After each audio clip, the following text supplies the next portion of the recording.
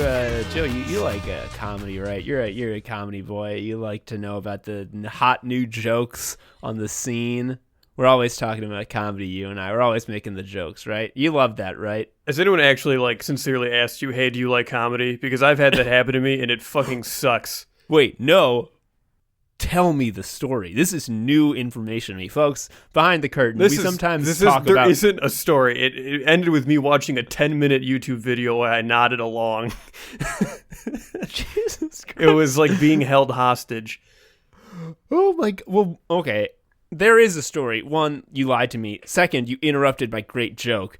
Third, what was the fucking video, bitch? I think it was like a Halo thing. It doesn't even matter. Was it red versus blue? I wish. It would have been fine if it was that. Like, honestly, it was probably just like people getting killed in Halo while someone yelled fuck a bunch. Oh, you wish it was just fuck. It was definitely some big time slurs. Yeah, this would have been what, 07? So yes. Jesus Christ, that image in my head of like, do you like comedy? There's no instance where answering yes to that question is gonna make your life good.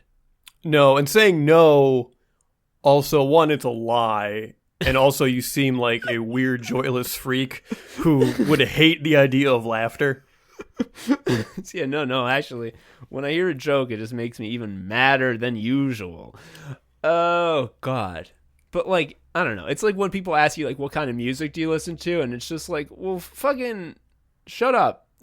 None now. I clang two sticks together and I hum, and it's fine, and you're not invited. Oh, so the reason I bring it up is because we got some hot new comedy on the scene that is really gonna just light the world on fire. And I think, people often downplay the power of comedy to change the world. I think that we're looking at some satire here that is so powerful that it could actually cause justice to be enacted in the real world. Joe, you heard about this? You know what I'm talking about? You heard about this? That's pretty good. That's a good Leno. You heard about this one? Have you heard about it, Joe? Have you heard about it? Do you know what I'm talking about? I think you do, because, spoiler, we talked about it before we started. So, Dave Eggers' new book, I'm not going to sugarcoat it. It sucks. It's not good. The book is The Captain and the Glory. So, before we get into that, Joe, who is Dave Eggers? If I'm a dope, and, I'm not pretending I am, who's this guy? Who's this egg boy? Dave Eggers is someone I liked when I was 20, and I regret it immensely now. Dave Eggers is a writer. He did Heartbreaking Work of Staggering Genius, which, in retrospect, doing a memoir as your first book and having to be that long is a ballsy move. Also, that title, probably one of the best book titles, ever. Yeah, it's, funny. It's for sure, a knowing wink, and it's good to know whatever caused him to write that book has completely left his system, and he has none of that left anymore. Because, Joe, what's his newest book? I think you have the press release open in front of you from the publisher. Can you give us a little of the gist? Yeah, here's the lead. Here's the sexy lead. A savage satire of the United States in the throes of insanity. This blisteringly funny novel tells the story. This tells the story of a noble ship, the Glory, and the loud, clownish, and foul captain who steers it to the brink of disaster. Whoa, Joe, this is high-level satire. I'm not sure I get it. I don't want to, really spoon-feed you some subtext here, but I think it has to do with the current individual in the White House. Whoa, I don't really know if I make the connection, but keep going. I'll see if I can figure it out if there's more details given. I'm not going to keep going because it's long and it makes me uncomfortable to read it, but I just want to read the final line of the press release to you. Absurd, hilarious, and all too recognizable, The Captain and the Glory is a wicked farce of contemporary America only Dave Eggers could dream up. Fucking wrong! Yeah. Wrong-o! It's bad. Just fucking read the bad excerpt so we can put that to bed so we know it's not a uniquely Dave Eggers thing, and it's in fact a ninth grade creative writing class. Joe, before I do that, I want to take a little brief aside and just celebrate the ways that you constantly vex and bedevil me on this show. Whenever I want a fun bit to happen, you're just like, I'm not going to do that, and we have to move on to the next thing, leaving my brain crackling with energy that finds nowhere to be released. Improv is yes and, this show is but no. Okay, so here is an actual excerpt of text from Dave Eggers' new book, The Captain and the Glory, which, mind you, is a blisteringly funny novel and a satire that only a genius could have thought up. Here I go. "Let me be captain," the man with the yellow feather yelled. I don't know if you're picking up on this. The yellow feather is much like the golden hair on Donald Trump. Let's continue. He had never been a captain before. He had never steered a ship of any kind or size, and had insulted the previous captains loudly and often. In fact, for years, this man had been telling his fellow passengers how much he didn't even like boats. He had said, over and over, that all ships were bad. I actually like that one, but not for the reasons Dave Eggers wants me to. And everyone running them was bad. In fact, keep in mind, 3 sentences, 2 of them have started with in fact. In fact, he loathed everyone on the ship, unless they were willing to loan him money or were women in bathing suits. Keep in mind, also, women in bathing suits, which we would recognize as just like a way to describe people. He has hyphenated all 4 words as if it's some sort of like special term. You said coyly that he said in fact a bunch of times when it's clearly being done for effect, but the effect sucks. The effect is that like, oh, are you a baby, Dave Eggers? Okay, so anyway, we're going on. "Let me be captain," he said again. Fingers and Sweetie and Pete the Pipe, forgot to mention Pete the Pipe, he hits people with pipes, laughed because the idea of their friend becoming captain was demented. It was bonkers. Many other passengers laughed too, because all the passengers knew the man with the yellow feather to be clownish and not the least bit qualified. He was also known to all as someone who lied so often it was considered involuntary and incurable. When he had $43 in his pocket, he said he had $76. When he lost at cards or golf, he walked away, then told the first person he encountered that he'd won. And that's when the excerpt mercifully fucking ends. So I want to give my notes just on what I would have done differently. Off the top of my head, Pete the Pipe, he definitely says all the time, I hope I don't jack off. And then the guy named Fingers, he should only talk about how he wants to get his ribs removed so he can suck his own dick. Those are my 2 key suggestions. Also, maybe I would not base the main satirical hook around which you're going to write an entire novel. I would not have it be like, Trump sure is a boor, huh? Yeah. Which I think that's kind of one of the many reasons things suck now so bad comedy-wise, is because a lot of people's dislike of Trump is like purely aesthetic. Like it has nothing to do with like what he does and what sort of vision of the world he is forcing us all to play in. It's just the fact that he's got crazy hair and he has a long tie. It's just like a completely aesthetic disgustingness.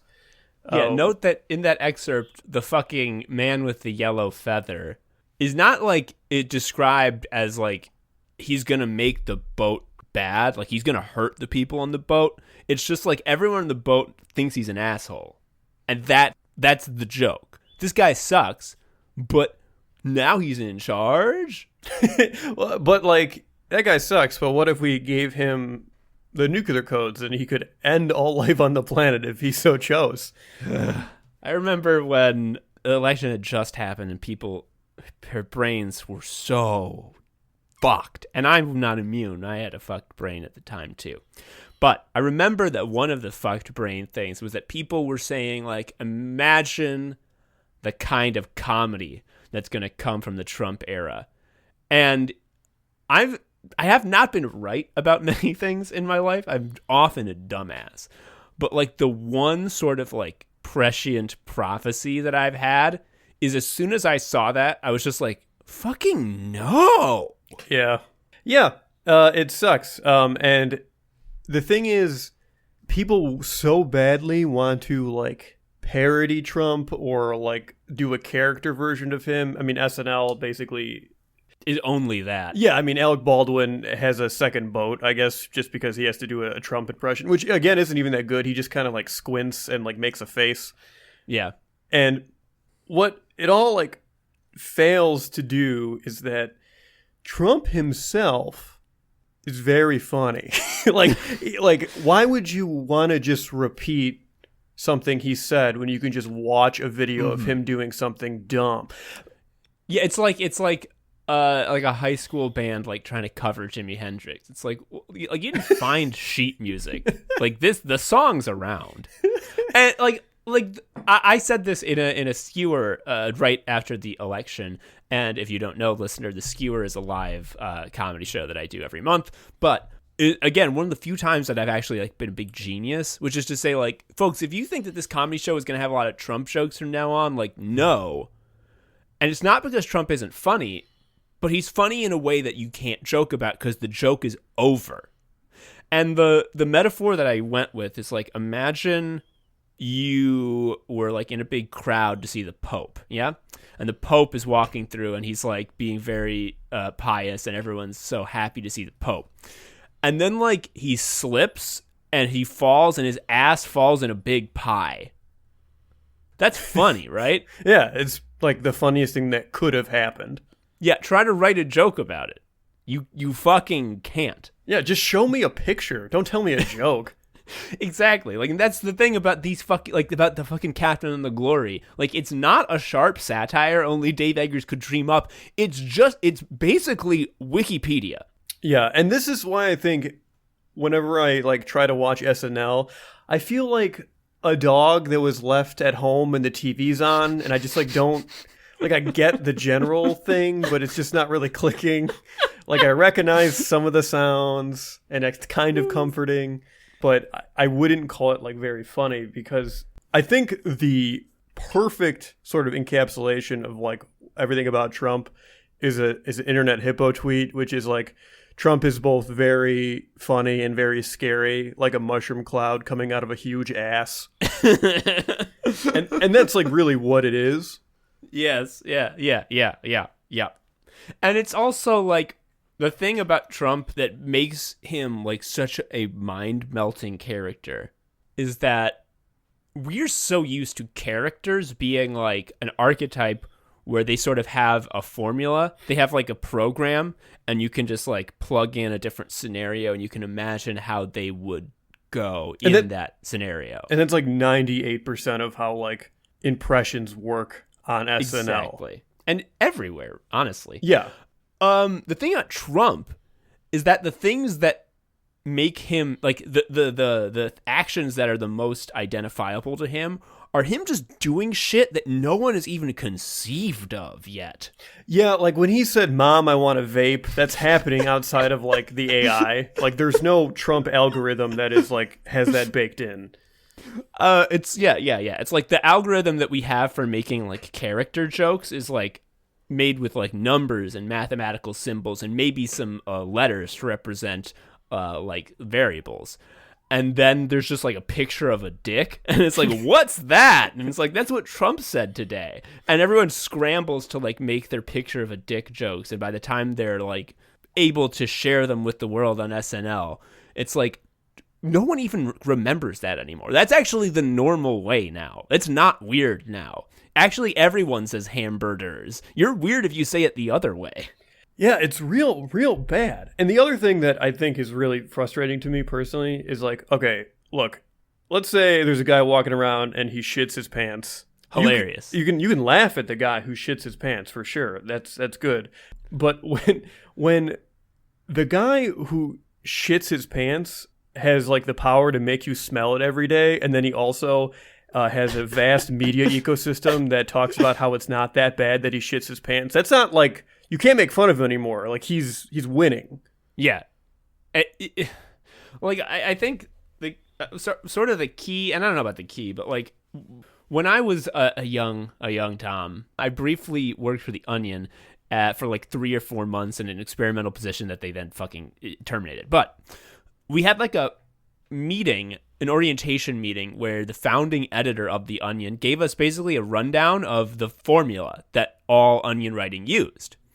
And he was like, The Onion is like really, everyone loves it, and it's like great comedy writing that's very lauded, but like we have a very, very simple formula, and every single one of our jokes is based on this formula, and there's literally none that are not. And I'm like, oh boy, I can't wait to hear it. So here is what it is. And since then, like, I have confirmed that like all comedy fits onto this template. So it's 2 steps.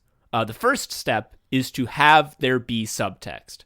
There has to be some sort of point that is being made by the joke, some sort of argumentative point. It has to be saying something. And then the second step is that you have to then, on top of the subtext, lay down one of these 11 types of joke. And the more that you can do at once, the better. And they are pun/wordplay, reference, character. That's where you just have a person act in the way that you expect them to, like a fucking impression. Parody, irony, misplaced focus, hyperbole, madcap/non sequitur, gross out, analogy, or meta. The thing about fucking Trump is that there's no subtext because he just says the quiet part loud. Yeah, and the proof of that is literally every late night talk show is just variations on the same flavorless whatever. Really the only difference is whether or not like you're gonna slow jam the news. Like that's basically it. Like every Trump joke is just, the subtext is like, can you believe this guy? To which I'm like, yeah, I can. I really don't have an option not to. And it really makes sense that Jon Stewart quit The Daily Show when he did, because he spent like the last 10 years and I don't want to underplay, like he did do smart stuff, but like the gist of it was like, can you believe these schmucks? And then you make a face at the camera. And then those schmucks got everything they ever wanted. So really, instead of quitting The Daily Show, he should have done a samurai suicide. But he didn't. He quit. And that's exactly why every late night joke is the same. And like Exhibit 400, why this is the case, like Stephen Colbert on the Colbert Report was very funny. And it's quite clear to me now that he had no idea why he was funny. I mean, I don't know about that, but like on the Colbert Report, like all the jokes had subtext because of the character he was playing. All of the jokes were making the point of like, this is this type of person, and rhetoric is like everywhere in our culture, and it's so fucking dumb. Yeah. Now he just says the same shit. I mean, he's like the horse account on Twitter. Just go to the Horse Whisperer, the guy who does PR for the Army and does his tweets. Just read his stuff. You don't have to wait till the Colbert Show. Just do that. I have in front of me a video from The Late Show with Stephen Colbert where they have taken the clip of Nancy Pelosi saying, "Don't mess with me," and made like a bluegrass jam about it, about how much of a badass girl boss Nancy Pelosi is. It says, if you violate the Constitution, she's not a grandma you want to cross. Though Donald Trump calls her Nervous Nancy, you better call her boss. First of all, not funny. Second of all, patently false. Nancy Pelosi doesn't give a shit about anything. She like wanted so publicly, so badly to not impeach Donald Trump. That's the thing she wanted more than anything. She said it out loud. Yeah, the other thing that is like mind-numbing about this is the way people get boosted into like positions of resistance by just like doing the most flaccid gestures of like being against Trump. Like David Frum, who should be in super prison, Like, he is largely responsible for, like, all of the propaganda that led to the disinformation that, you know, got us into Iraq and how many fucking countless lives and dollars. Here's the thing, Joe. He ate the freaking fruit. Yeah, basically. And he just says, like, Trump's bad, and he does an op-ed once in a while about, like, norms or whatever. Norms is, like, this special, like, brain thing. Like, if you hear that and your tail starts to wag, that's bad, dude. You gotta get a new brain if that happens. Norms.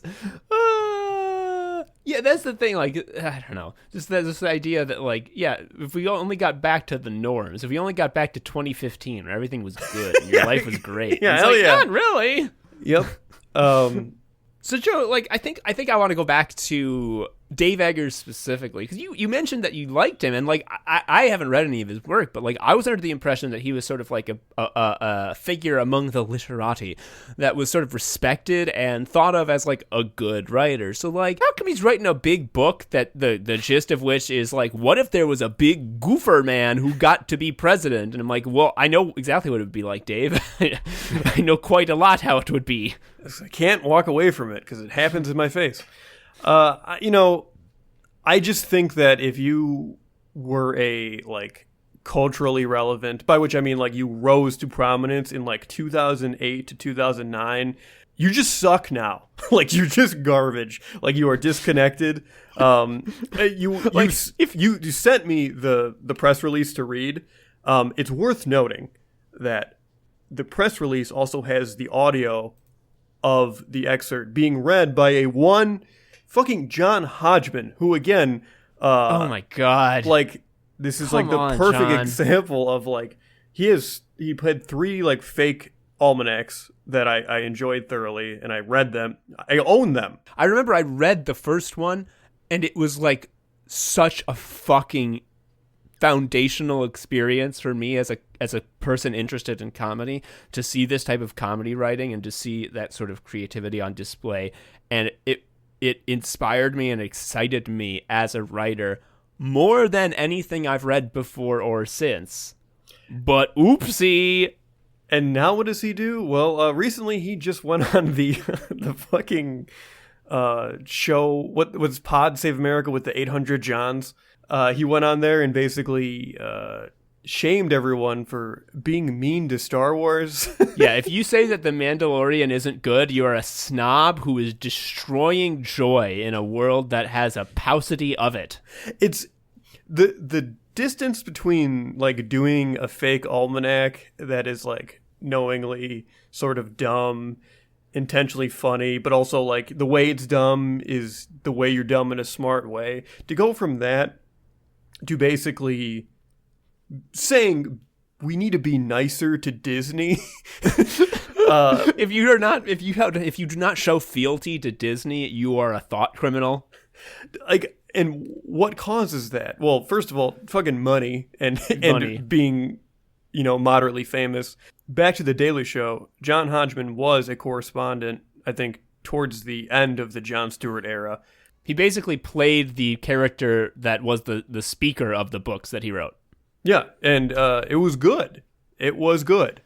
And now his brain worms are really fat and plump. Yeah, Joe, speaking of brain worms, I'm pretty sure that the show I Love the 80s is cursed, and anyone who ever appeared on it has become like a body snatched man. Yeah, so Tom and I, like, basically did Mondo time theft last week because Hal Sparks from I Love the 80s went on the weirdest tear I've ever seen on Twitter in a long time. Absolutely fucking mental. And we couldn't stop, like, just screenshotting it and sending it back and forth because he was replying to, like, every fucking tweet. And first of all, the tweet that set it all off was, like, basically I have it here. Yeah, I'll read it verbatim. Please.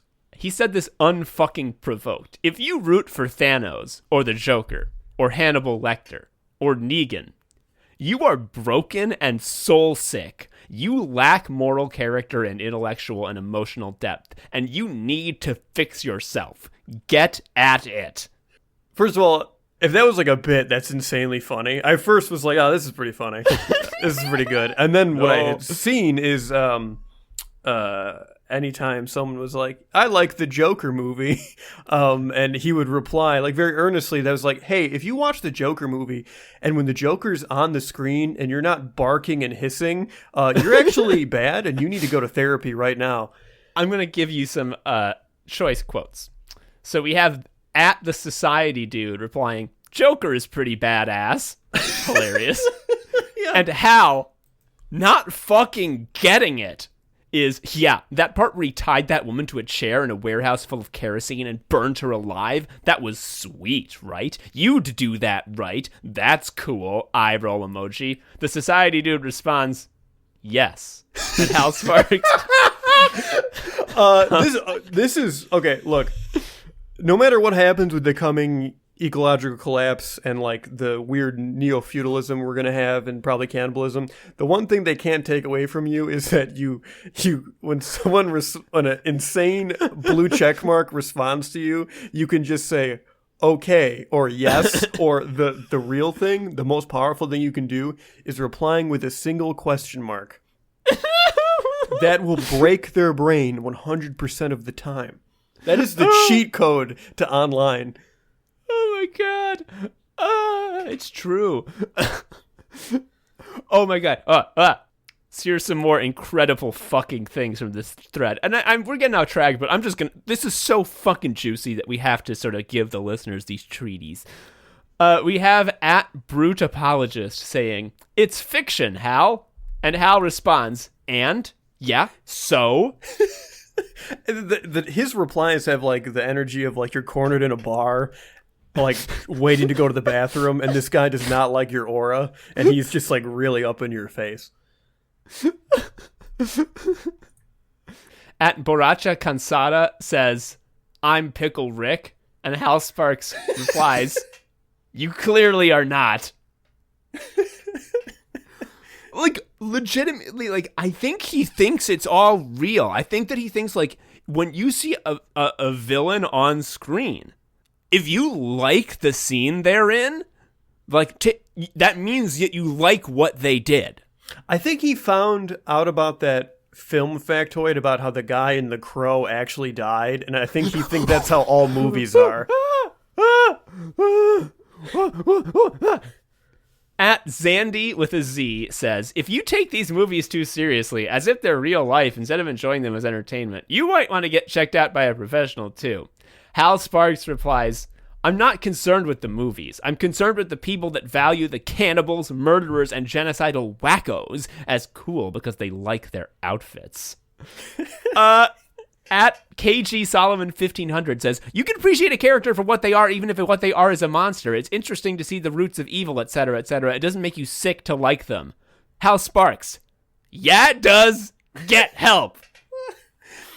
First of all, like, how much canonical literature is based about a shitty person being shitty and evil? Like a lot of Shakespeare. Hamlet, definitely, if you like him, you're soul sick. King Lear, if you like him, you're soul sick. Julius Caesar, and no one in that play is good. You're soul sick if you like that play. This is just fucking insane. And The Captain and the Glory, The Man with the Yellow Feather, you're soul sick if you like that book. The other thing is more evidence to the fact that there was just like a gas leak at the studio for I Love the 80s. Is like Michael Ian Black is unbearable now. I'm sorry. And this is someone who I like genuinely love the show Stella. Like Michael Ian Black and Michael Showalter and David Wayne. David Wayne especially. We talked about this with Medley as the guest. Like he's just like, he's a formative sort of comedy person and sort of like a funny director, and I just really like him. That said, Michael Ian Black has plump brainworms now. They're really plump. And they started to go a while ago because he wrote a book with Meghan McCain where they drove around in a big bus. I think it's called like America, You Sexy Bitch. Yeah, that whatever. Which is really funny because the point of that book was supposed to be about how like people from quote unquote different sides of the aisle can like come together to agree on like certain things, and there's like some common ground. But the actual sort of takeaway from that book is that two people who believe very different things can just have a normal time if they both have money. Yeah. Like they don't The different things they believe are just like what color coat do they like to wear. The things that they really both believe is that we got money, and if you make fun of us, that's illegal. Yes. It's just really rough to see that stuff.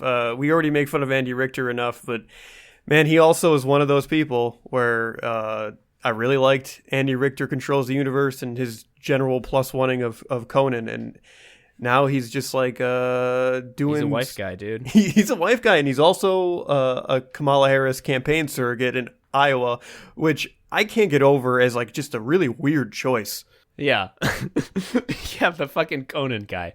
That's going to be who really turns out the vote. Joe, I think that like I think the brainworm key is again, when a comedian's job is to complete that joke formula, which the first step is to find subtext. So honestly, the job of a comedian is to uncover the unsaid truths of the world we live in. And when you're rich, the truth of the world that you live in is that everything fucking whips and there's no problems. Oh, and not only that, but the world is just, and it's arranged in a way that is correct because... Oh, yeah. And also you're correct because you won. Yeah. Like, it's undeniable that you and especially because if you're a comedian, you got rich by understanding how the world works. So you're double right. Yeah. And we made this joke already, but you're like, what happened to that Chance the Rapper album? Why was it so, like, not great? And the answer is he got money. Yep. Yeah, so like if you're fucking Michael Ian Black and you're just posting one day and it's like, my only political belief is that if you make fun of Meghan McCain, you should be shot in the square. And someone's like, shut up, ya doo-doo ass, in reply to him. Like to him, that person like is literally not only the wrongest you can possibly be, but also like assaulting the very fabric of reality. Yeah. The other thing that is a key trend with these types of people is that they like to, when they do their sincere tweeting, they talk a lot about like civility and respect, but they talk about it in this like sort of toothless way that's like weirdly divorced from like it's material norms, reality. Dude. It's like a different flavor of norms. Like it's you have the civility and respect jelly beans, but it's oops all norms. It's that, and it's like this sort of like horniness for respect, but like in this sort of disconnected way. It's like if someone asks you like, do you like justice? And like you're like, yeah, yes, yeah. But like it's not part of a bigger question. Because again, to these people, I mean, like you can't fault them that much because like how would they know about injustice? Like, it never happens to them. Justice is just a concept that they know that they should say is good. Yeah, and they do, like, get invested in, like, social endeavors because they understand it in, like, either a remove sense or, like, sort of like there's a distance there. And that's cool, but at the same time, it's the same things that make them love the idea of civility as, like, a law. Joe... Just to wrap it up, I want to go back to something that you said before. And that was that everything that you liked when you were 20 absolutely sucks ass now. That's true. That's true. But can I will finish the quote for you. Finish it off. Everything I liked when I was 20 sucks ass now, but anything I liked when I was 10, that fucking kicks ass still. It rules. Dragon Ball, Chrono Trigger, anime with tournaments, riding a bike, eating a big burger. Yeah, all of those things still just kick ass. I think the difference is when you're 10, you got that sort of purity of vision where like the coolest thing that could happen is like to see a katana. Yeah, that's still true. Like I'm 31 and like if I saw a katana, that makes my week. I was walking down the street and I saw a teen do a kickflip and I was so impressed I almost dropped my phone. Like that is like the coolest thing that could happen. If I was 10, I would have lost my mind and I would be correct to do so. But when you're 20, you turn into a huge dumbass who's like, the thing that I'm gonna like now is a savvy writer who's really laying bare the way things are. Because, that's bad. That's a bad move, because one of two things is going to happen. Either, one, that person is going to get canceled, except no one has ever been canceled. They just decide to instead of naming their comedy specials like The Laugh Zone, they titled their specials, If You Cancel Me, I'll Trigger You. Yeah, and they make more money. Yeah, it's actually a good thing. Or they become fucking Dave Eggers and write The Captain of the Glory, because they're just, their brain turns off. Yeah, it sucks. It sucks. And the thing we just talked about are basically like out of touch, like wealthy people, comedians and whatnot. But it's worth noting, I think it's a really stark contrast from, like, say, Patton Oswalt or Michael Ian Black, or these people who were very influential in, like, 2010, that, you know who's funnier? Some guy called The Ass Eater on Twitter. And, like, not only is someone called The Ass Eater funnier, but they also, like, know a lot about Syria. And they're just, like, well-read and, like, have good opinions. That, to me, is, like, why Twitter is unfortunately so addicting, because, like, it is a train wreck, and you get to see people melt down. You get to see people you don't like melt down. You get to see people you do like melt down. But then you also get to meet people who are just, like, people like you. Yeah. Regular people. Yeah, and it's like I think part of why comedy sucks so much now, and we all know it, is because we know what the alternative is now. Before posting, there was no way to know, like, what other comedy there was. Like, what you saw on TV was it. You couldn't go and see a Da Ass Eater say, sat down on my doo-doo ass today, and been like, oh shit, this has been an option all along. Yeah. Like, it's a very democratizing thing, and being able to, like, see that, like, oh shit, like, there are millions of people whose brains are just on fire with creativity and are so fucking funny. Like, it's easy to make fun of how, like, for so many years, like, the only professional comedy writers are, like, white Harvard guys. And, you know, a lot of their shit is good, so you might be, if you were not thinking about it too much, be like, well, I guess people who go to Harvard are really funny. No, it's just that they're the only people who get the chance to be fucking TV writers. Yeah. There's so many people who are funnier than them. I could find, like, 20 Twitter users, like, now, put them in a writer's room, and they would make, like, a better show than The Simpsons.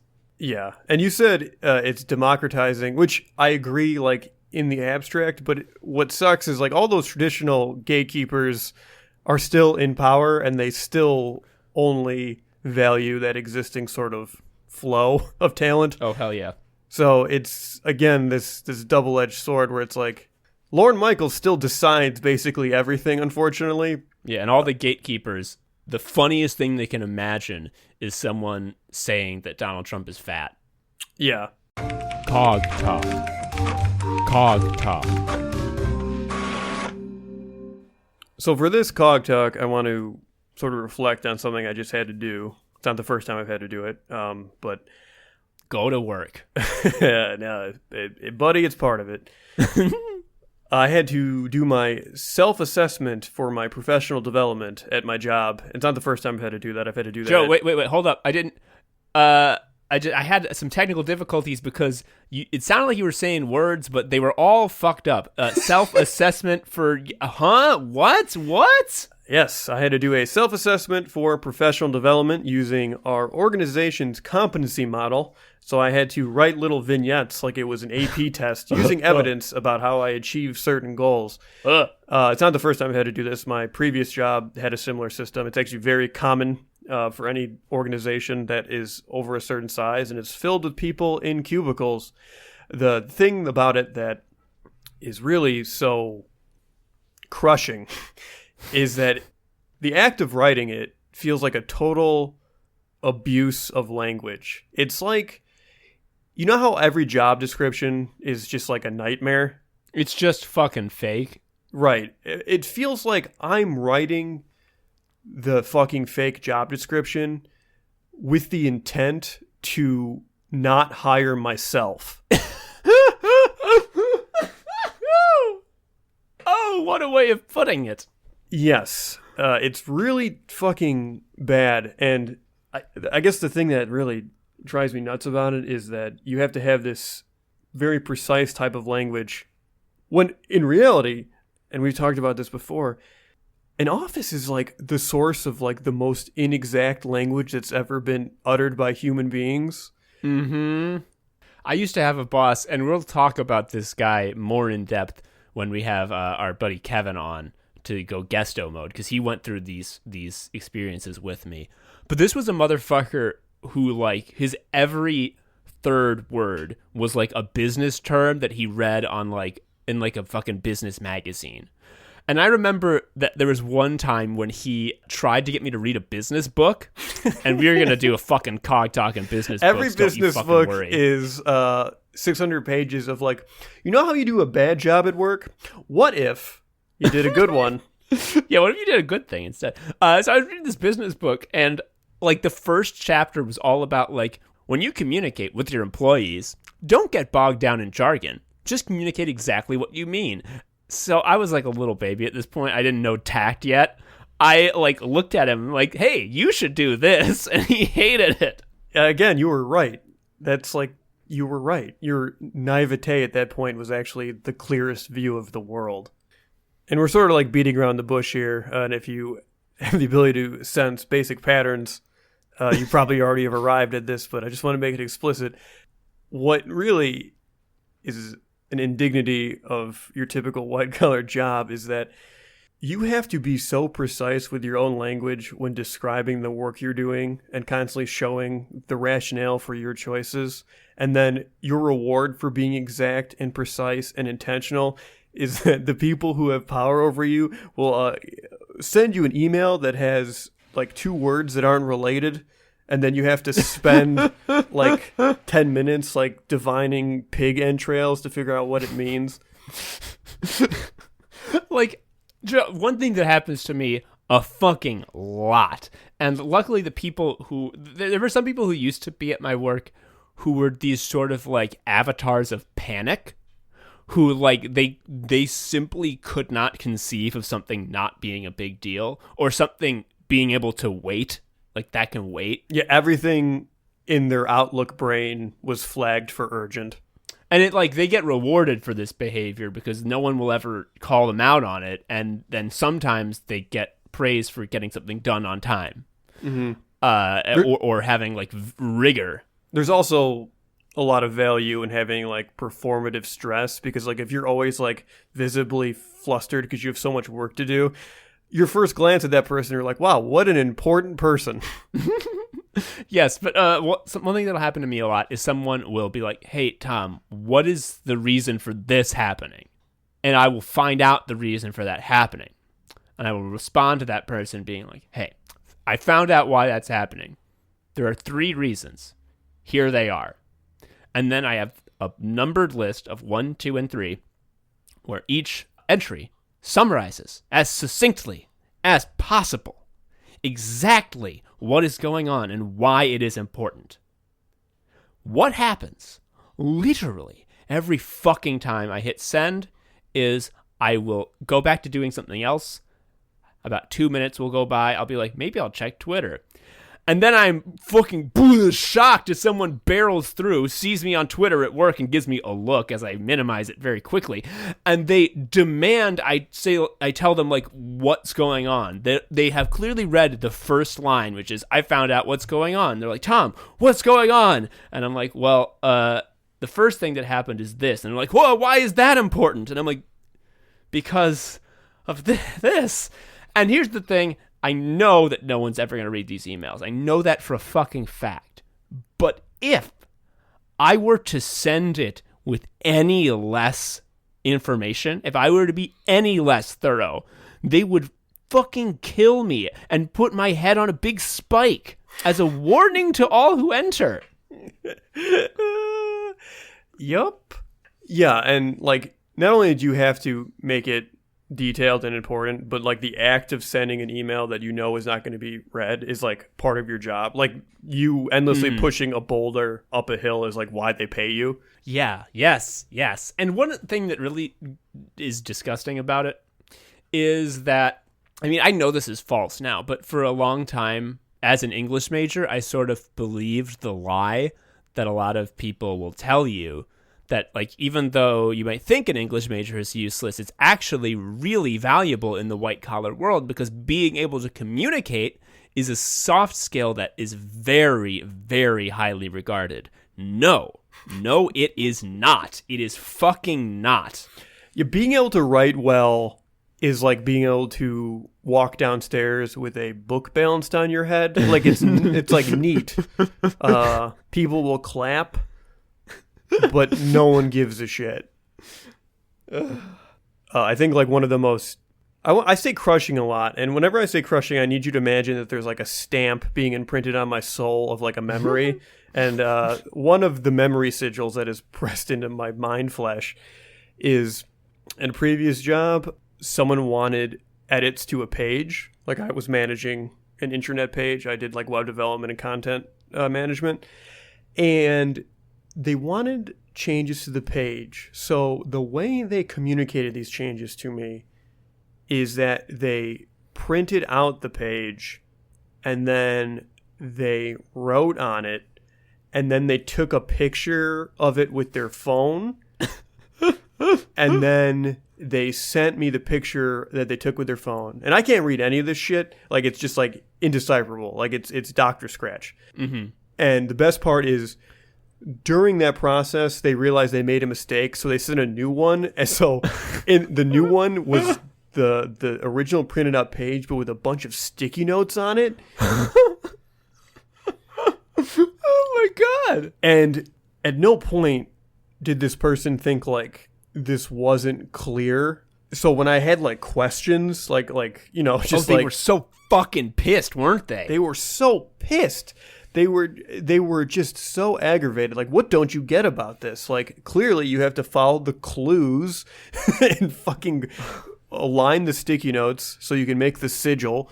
Okay, so this brings up a fucking detail about boss energy that I think we cannot let slip by, which is that like part of what's so powerful about it is that like they know they can't fail. Like, part of the reason why we have to be so exact with our language as cogs is out of fear. Like, we have to read and reread emails knowing that like if we are not clear, if we confuse the recipient, especially if the recipient's job title is God, if we confuse the recipient or don't answer the question adequately, they're going to get fucking mad at us and we're going to suffer.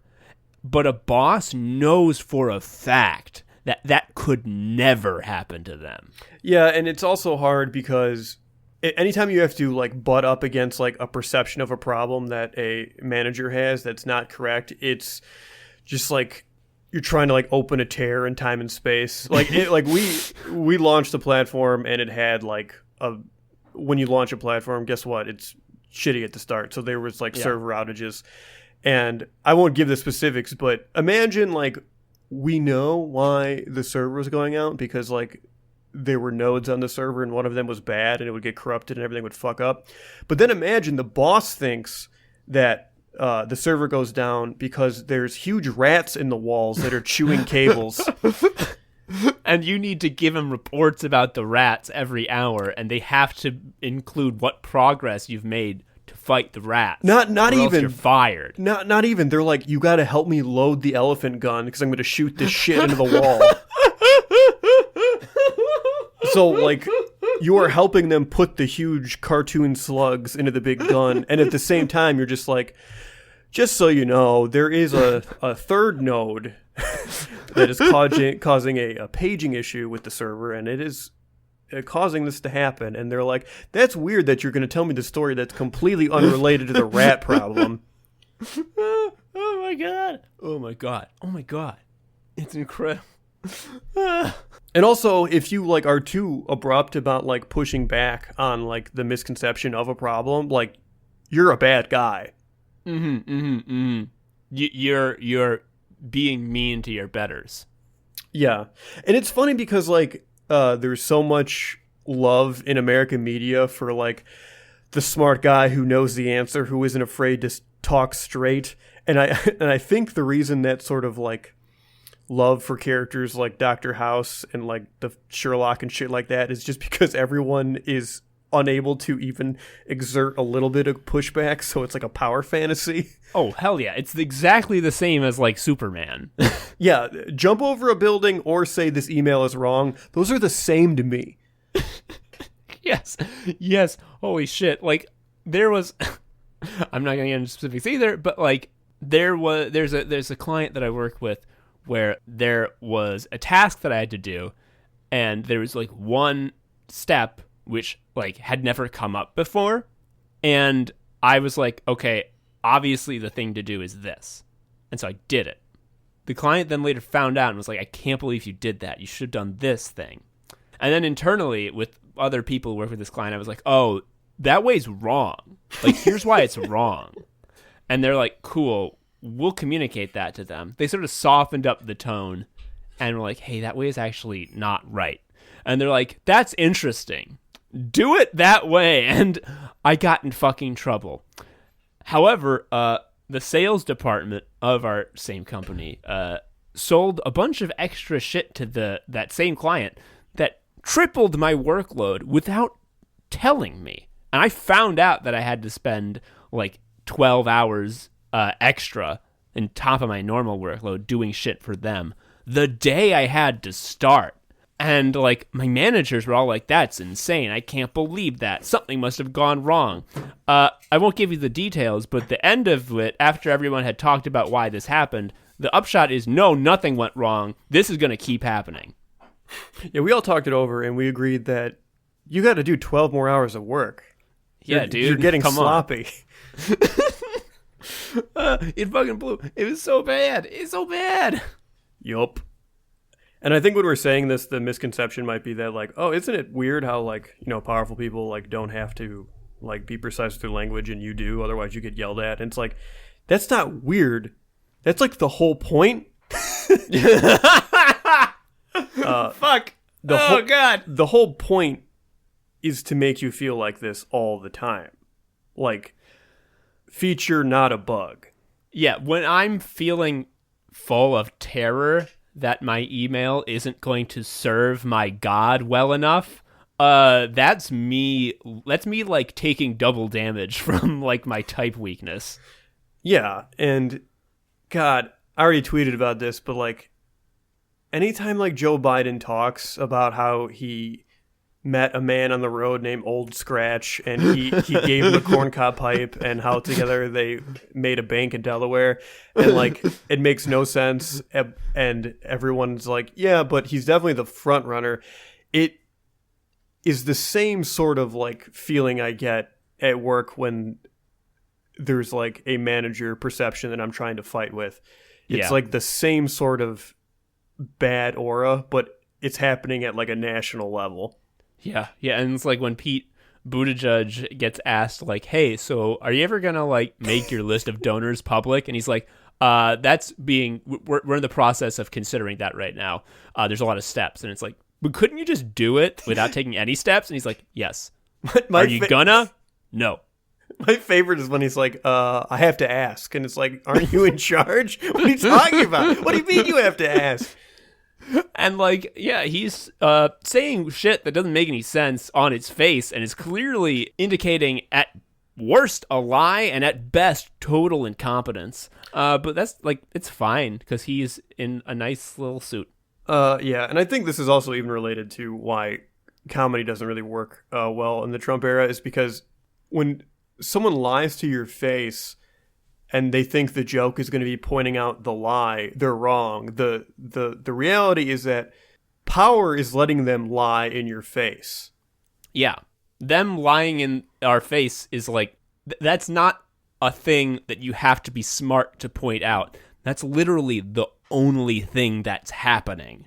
Right. And they get to do that because they have that power. They get to be like intentionally obtuse because they can. Like, that's the whole point. It's not about them missing a point somewhere. It's like them choosing not to understand is them exercising power. Yeah, because not understanding things and not communicating things is so fucking easy. Yeah. Joe, it steams me. It makes me so mad. How come the fucking tweet guy who tweets sat down on your doo-doo ass isn't our president instead? It would be pretty good. It would be pretty good. I wish we could be like Canada and have like a hot guy who's addicted to blackface. He loves doing it. He went full Mr. Popo, dude. Like he even did his legs. One of the best moments. There are a few moments of like truly howling comedy in like the mainstream. I think one of the funniest things that has ever happened in the last couple of years is when like one picture of Justin Trudeau in blackface came out, two pictures of Justin Trudeau in blackface came out, and he had to make a statement that he's like, it is possible that there may have been other times I darkened my skin. He also, the thing that will always stick with me is when he said, I've always been a fan of costumes. Just what a line. Funny you should mention that, because I actually got an urgent email from my boss that the text is simply, I've always been a fan of costumes, and if I don't do the task, I lose my job. Yep. Anyway, that's all the time we have for Anime Sickos this week. Thank you for listening. I'm Tom. I'm a sicko. I'm Joe. I'm a sicko. We'll see you next time. See you. Thank you for listening to Anime Sickos. I've been Tom, a sicko. You can follow me on Twitter at TomHarrison19. Joe is also a sicko. You can follow him on Twitter at ShariaUncle. You can follow Anime Sickos on Twitter at Anime Sickos, or email us at animesickos@gmail.com. Please leave us a review or something. I don't know. Tell a friend. Anyway, until next time, bye.